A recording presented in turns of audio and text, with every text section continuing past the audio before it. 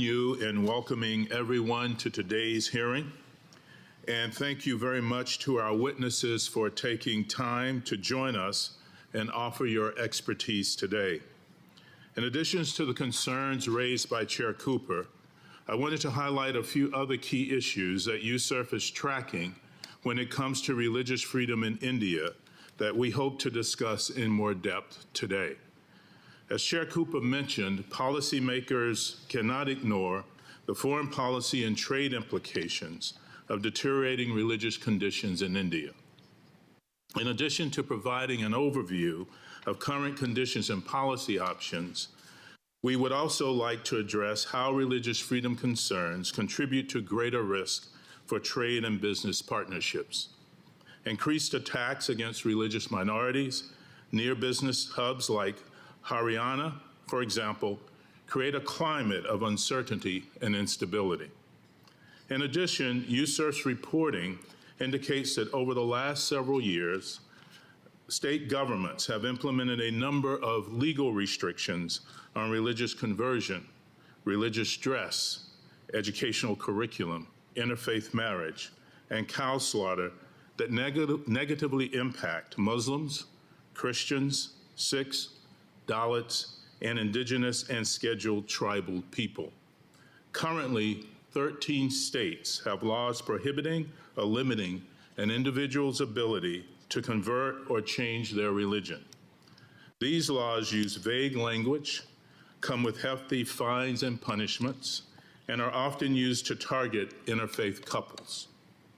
Laws prohibiting cow slaughter also disproportionately affect the country's Muslim, Christian, and Dalit populations and inflame mob violence against individuals accused of eating beef, slaughtering cows, or transporting cattle. Sources also emphasize the prolonged detention of religious minorities, journalists, and religious freedom advocates. USCIRF maintains a public database of individuals known to have been detained on the basis of peaceful exercise of their religion, of their freedom of religion or belief. This database, now named the Frank R. Wolf Freedom of Religion or Belief Victims List, currently includes 37 individuals across multiple faiths in India.